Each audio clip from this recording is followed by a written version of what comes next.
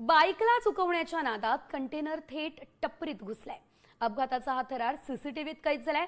जालन्याच्या राजूर गणपती चौफुली इथे हा अपघात घडला। हा कंटेनर भोकरदनहून जालन्याच्या दिशेने जात होता।